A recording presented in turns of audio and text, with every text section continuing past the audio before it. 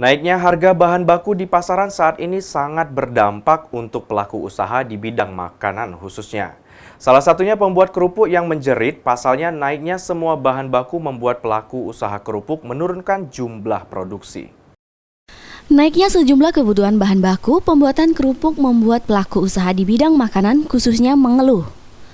Pasalnya, salah satu pengrajin kerupuk milik Warman yang berada di Kelurahan Ceremetaba, Kecamatan Lubuk Linggo Timur 2. Tampak para pengrajin ini melakukan produksi kerupuk. Para pengrajin kini terpaksa mulai mengurangi produksi pembuatan kerupuknya karena semua harga bahan baku di pasaran mulai mengalami kenaikan harga. Untuk mengurangi kerugian akibat naiknya sejumlah bahan baku pembuatan kerupuk, dampaknya produksi kerupuk mulai dikurangi.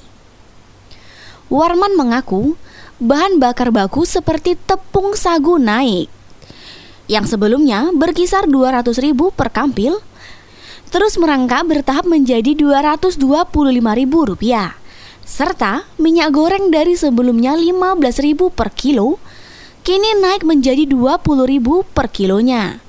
Dengan naiknya bahan baku utama pembuatan kerupuk ini cukup menuai keluhan para pengrajin kerupuk karena semakin membuat kerugian. Terlebih lagi saat ini penjualan mengalami sepi pembeli sehingga kami mengurangi jumlah produksi. Ya dampak itu kadang-kadang sepi itu yang belinya juga. Jadi itu barang-barang naik. Minyak apalagi minyak itu naik.